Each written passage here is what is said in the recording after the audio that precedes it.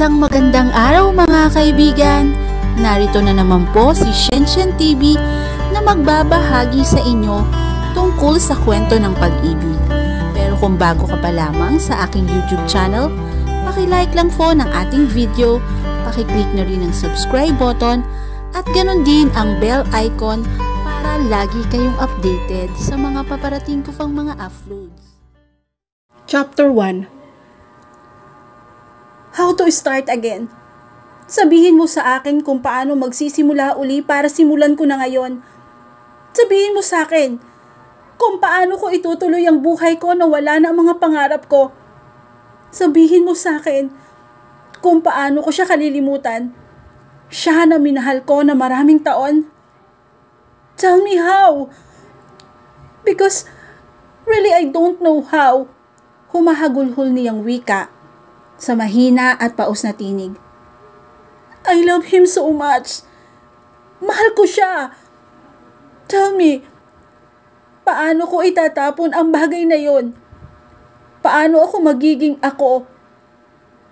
Paano ako magiging okay kung ang mga pangarap na matagal naming binuo ay nawasak ng isang iglap lamang? Paano ako magiging okay kung ngayon pa lamang pakiramdam ko ay nakabiti na ang buhay ko? Tell me. Tumigil sa pagtipa sa keyboard ng laptop ang mga daliri ni Diana upang pahirin ang mga luhang na malibis sa kanyang mga mata. Hindi siya isang manunulat, kundi isang computer programmer, pero pinayuhan siya ng isang kaibigang psychologist na makakatulong daw kung susulat niya ang kanyang karanasan. And so she tried. Madali ang nag-save siya ng file bago ini-off ang laptop na nakapatong sa mga hita. Ibinaba niya yon sa picnic mat na kinauupuan bago sumandal sa puno. At tumingala. Sinikap ni Diana na kalmahin ang sarili, pero nagsimula ng sumakit ang kanyang lalamunan. Naninikip ang kanyang dibdib at patuloy na muling naiipon ang mga luha sa kanyang mga mata. Hindi na naman niya mapigilan ang pagluha kahit pumikit. At hindi nga siya nagkamali. Naglanda sa mga luha sa gilid ng kanyang mga mata. 2 taon na ang nakakaraan mula nang mawasak ang kanyang puso. Mula nang maglaho ang kanyang mga pangarap. It had been 2 years. Pero bakit masakit pa rin? Bakit hindi pa rin siya makaalis sa mga alaala ni Carlos? Si Carlos ang kanyang first love. Nasa elementarya pa lamang siya, ay nakaramdam na siya ng paghanga para dito. Gwapo si Carlo at sa murang gulang pa lamang, ay malakas na ang sex appeal. Hindi ilang estudyante ang humahanga rito. Ang iba nga ay lantaran pa ang pagpapapansin. Pero si Diana ay hindi. Maayos niyang naitago ang paghanga na inuukol kay Carlos. Hanggang ang paghangang yon ay lumago at nauwi sa lihim na pagmamahal.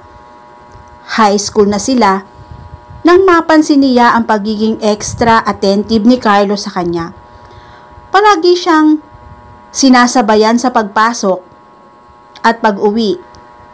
At madalas na ring tumatambay sa kanilang bahay. Hindi rin siya manhid para hindi makita ang kakaibang klase ng tingin na inuukol nito sa kanya na agad naman niyang iniiwasan kapag nahuhuli niya. Hanggang isang araw, bigla na lang hinawakan ni Carlos ang kanyang kamay at mismo sa lilim ng isang punong mangga ay nagtapat ito. Ayon sa binata, matagal na itong may lihim na pagtingin sa kanya. Tuwang-tuwa si Diana noon. Sa wakas, ay may katugon pala ang damdamin niya para kay Carlos. At dahil mahal naman niya, agad din niyang sinagot ang binata. Pero syempre, nagpaalam muna siya sa kanyang mga magulang. Lahat ay natigil ang pagbabalik tanaw ni Diana nang may bagay na sumayad sa kanyang mukha. Nang magmulat ang mga mata, tumambad sa kanyang paningin ang puting damit na nakalaylay sa harap ng mukha. Hanggang mahagilap na rin niya ang paningin ang kupas na pantalong maong at isang pares na rubber shoes. Biglang napatayo si Diana. Hindi man gusto pero sa katawan. Agad ng lalaking nakatayo sa harap tumutok ang kanyang mga mata. The man was Snake from the waist up and good lord, he possessed a well-built body. Malaki ang kaha ng katawan ng lalaki. Siksik sa laman, pero hindi naman naguhumiyaw ang mga muscle na tipong nakakatakot na at hindi maipagkakaila ang mga guhit ng abs. Hindi rin nakaligtas sa kanyang paningin ang linya ng pinong balahibo sa dibdib nito, nagsimula sa dulo ng suot na dog tag at nagtatapos sa sinturera ng pantalon. Napalunok si Diana bago tumaas sa mukha ng lalaki ang paningin. "Sino ka?" Kinakabahan niyang tanong. Nang mabigo sa pag-ibig ay pinili niyang lumayo. Napadpad siya sa San Mateo, isang maliit ngunit tahimik na barangay sa Bulacan. Banana plantation at iba pang agricultural crop ang negosyo ng kanilang pamilya. Nang mamatay ang kanyang mga magulang, iwan sa kanila ng kanyang ate ang plantation at agricultural crop, pati na ang malalaking pera sa bangko. Pagka-graduate ay nagtrabaho si Diana sa isang international software company ng 2 taon. Hanggang mapagdesisyonan na mag-resign na sa trabaho at maging freelance sa programmer na lang. She earned a considerable amount of money na makabenta siya ng mga game at computer program. Gamit ang kinita, nakabili siya ng lupa at lumang bahay sa San Mateo.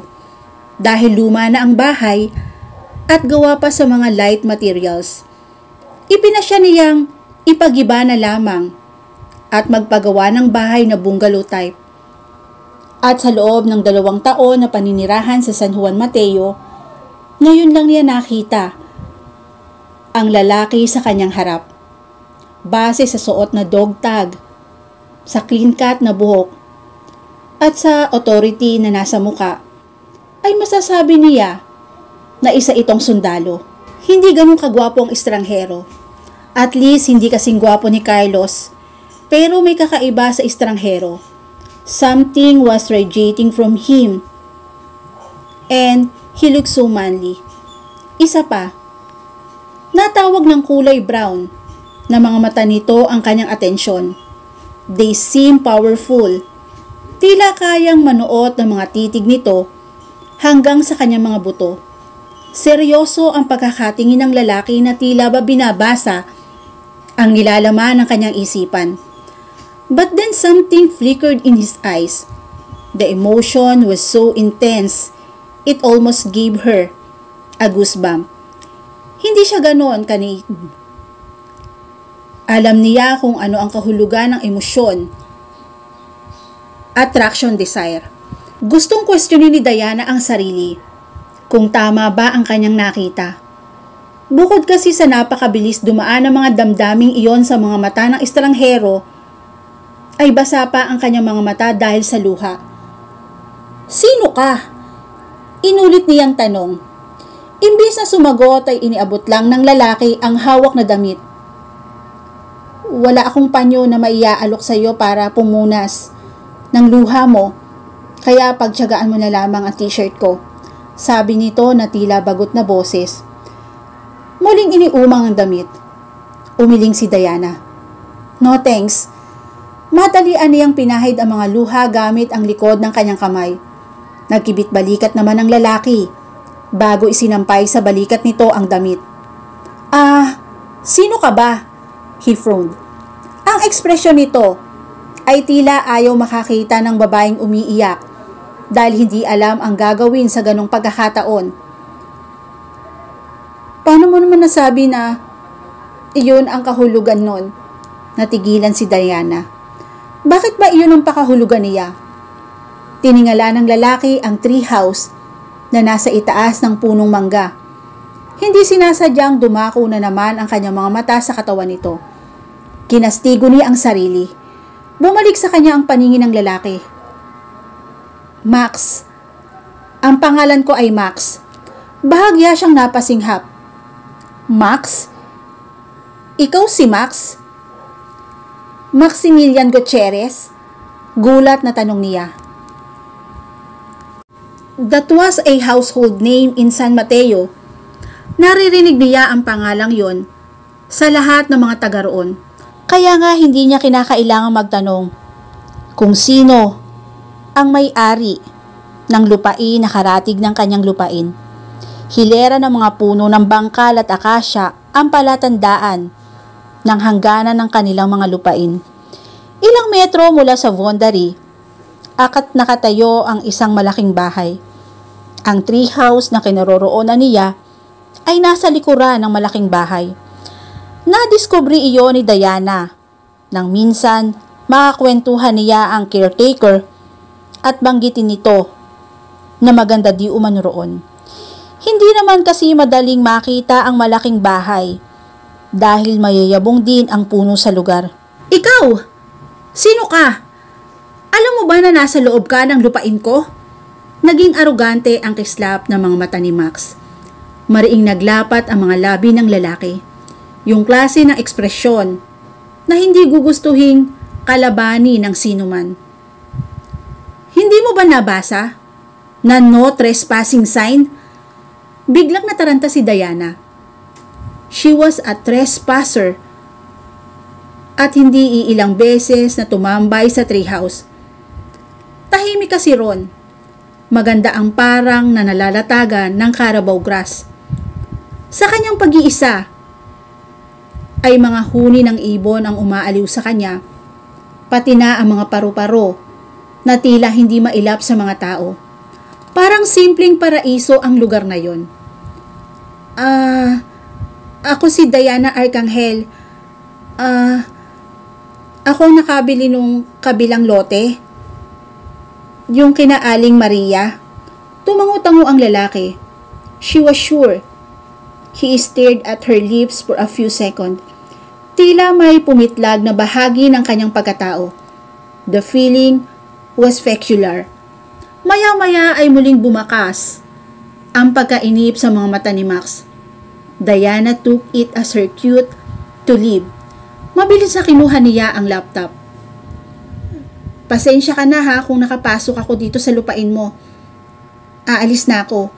Mabilis siyang tumalikod at naglakad palayo.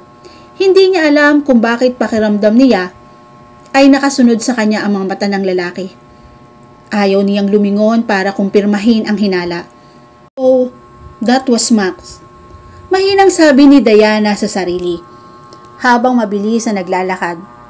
Marami na siyang naririnig tungkol sa lalaki. Lalo pa at naging kaibigan na rin ang ilang kaibigan nito. According to them, Max was his philanthropist. Ang lalaki di umano ang uri ng anak na papangarapin ng kahit na sinong magulang. Alam na din ni Diana na bata pa si Max at isang sundalo. She even heard that he was handsome. Hindi nga ba at noong tumira siya sa San Mateo, ay hindi ilang beses na biniro siya ng mga taga roon na bagay raw sila ni Max. Hindi niya sineryoso ang mga naririnig. Ipinapasok lamang niya sa kanang tainga at inilalabas din sa kaliwa. Simply because she was not interested. Kung interesado man siya na makilala si Max, iyon ay dahil sa mga kabutihang nagawa nito sa lugar. Ngayong nakilala na niya ang lalaki, ay hindi niya alam kung ano ang iisipin. Siya nga pala, Ineng. Balita ko'y dumating na si Max. Natigil si Diana sa pamimili ng mangga. Naroon siya sa palengke ng bayan para bumili ng prutas. Dahil taga San Mateo rin si Aling Tasha, kaya ito na ang kanyang naging suki. Nagkakilala na ba kayo? Tanong pa ni Aling Tasha. Opo, matipid niyang sagot. Nako, huwag kang matatakot sa batang yon. May pagkasuplado lang tignan pero mabait yon. At masayahin. Palabiro din si Max. Hindi siya mukhang bata. mukha siyang mama. At hindi naman po, okay naman mo siya. Kaklase siya ng anak kong si Pedring. Teka nako, napapitik si Aling Tasha. Abay, magka-birthday nga pala ang dalawang yun ah. 2 buwan mula ngayon ay ika-26 na taong kaarawan na nila. Pero baka hindi rin naman umabot ang pagtigil ni Max dito hanggang sa birthday niya. Madalas kasi ay mahigit 1 buwan lang ang bakasyon. Kaya maaga silang nagse-celebrate ng mga kaibigan niya rito. Nung lumipat ka rito, hindi mo siya naabutan dahil kaalis pa lamang niya uli. Tapos nung 1 taon naman, hindi siya nakauwi. Kaya hindi mo pa rin siya nakilala. Ah, ganun ho ba? Nasabi na lamang ni Diana. Ang madalas na niyang marinig, ang paliwanag na yon mula sa mga taga San Mateo kung bakit hindi pa niya nakikilala si Max. Tumatak yata sa kanyang isip ang isang impormasyon na magbe-26 pa lamang si Max. Kung ganon, ay mas matanda siya sa lalaki ng mahigit 2 taon. Mas mature itong tignan kaysa sa edad. Marahil ay dahil na rin ito sa height at sa malaking kaha ng katawan. Malaking bagay rin siguro ang propesyon ni Max sa maturity nito. Sa ilang minuto ng paghaharap nila kahapon, napansin agad niya na may kakaiba itong karakter. He seems serious and dangerous. Pero ang sabi ni Aling Tasha ay mabait at palabiro daw si Max. Binayaran na ni Diana ang napiling prutas pagkatapos ay nagpaalam na kay Aling Tasha. Puno na ang kanyang bike, kaya ipinasya niyang umuwi na. Bike ang kanyang ginagamit kapag pumupunta sa palengke. Dahil bukod sa malapit lang naman, ay na-exercise pa siya. Gamay na rin niya ang mga taga roon. Lahat ay maginoo at mababait. Oh, crap! Bulalas ni Diana nang biglang nahirapan sa pagpedal. Bumaba siya ng bike at sinuri ang gulong. Napapalatak siya nang makitang plat ang unahan ng gulong. Sa malas ay wala pa namang dumaraan. Wala siyang ibang choice kundi ang akayin ng bike. Kung sa bagay malapit naman siya. Nakakailang hakbang na si Diana nang makarinig ng ugong ng tricycle. Paglingon niya ay hindi tricycle ang nakita kundi isang motorsiklo. Dahil may kalayuan pa, kaya hindi niya nabistahan kung sino ang sakay niyon. Ibinalik niya ang tingin sa daan bago itinuloy ang pag-akay sa bike. Saglit lamang at nakaagapay na sa kanya ang motorsiklo. Flat tire? Anong baritoning tinig na agad niyang nakilala na kay Max. Hindi alam ni Diana kung bakit bigla siyang kinabahan pagkakita sa lalaki. Siguro ay dahil alam niyang kasalanan ang pagtetrespass niya sa lupain nito. Subalit, iyon nga lang ba ang dahilan? Oo, flat tire. Matipid niyang sagot at nagkibit balikat ni hindi siya tumigil sa paglalakad. Pagkatapos ng kabiguan sa pag-ibig, ay may bahagi ng kanyang pagkatao ang naging aloof. Sa mga unang buwan, ay naging distant pa nga siya. She never talked to anyone. Nagkukulong lang siya sa silid. Habang panay ang iyak, she also used to be a chubby pero dahil sa depression, hindi pagkain ng maayos at madalas na pagpupuyat, ay unti-unting nabawasan ang kanyang timbang. Nabahala ang kanyang ate. Isinuhestyon nito na manirahan muna siya sa isa nilang kamag-anak sa Baguio. She agreed, pero hindi siya sa Baguio bumagsak kundi sa Bulacan. Hanggang matanggap na niya na hindi sila ni Carlos ang para sa isa't isa. She had begun interacting with people again. Gayunpaman, medyo reserved na siya. Yun din marahil ang dahilan kung bakit kahit maraming gustong manligaw sa kanya, ay hindi lang itinutuloy. Mayroon pa ring malalakas ang loob na nanliligaw. Pero agad na niyang tinatapat na hanggang pakikipagkaibigan lang ang kaya niyang isukli. Hop in. May dala kong tali. Pwede kong itali ang bike mo dun sa dulo ng motor ko. Anang tinig ni Max na pumutol sa pagbabalik tanaw ni Diana. Napilitan siyang tumigil at lingunin ang lalaki. Hindi na. Malapit naman eh. Salamat na rin sa offer. Pilit ng ngiti ang ibinigay niya rito bago itinuloy ang paglalakad. Ngunit may kung ano na nag-udyok sa kanya para muling tignan si Max. Siguro dahil napagtanto niya na mali ang first impression niya rito kahapon. Ang sabi niya ay hindi ito ganon kagwapo. Pero parang mali ako. Ayaw mo bang umangka sa akin? Tanong ni Max. Bagamat seryoso ang muka, ay bahagyang nakataas ang sulok ng labi na para bang na-amuse. Nako, hindi naman sa ganon, kaya lang wala siyang maidugtong. Hindi masyadong gumagana ang kanyang isip dahil tila hinihigop ni Max ang kanyang atensyon. Malakas ang presensya ng lalaki at yun ang unang pagkakataon na natawag ang kanyang pansin pagkatapos niyang mabigo kay Carlos. At dito na po nagtatapos ang unang bahagi ng aking kwento. Muli po, maraming salamat po and God bless all.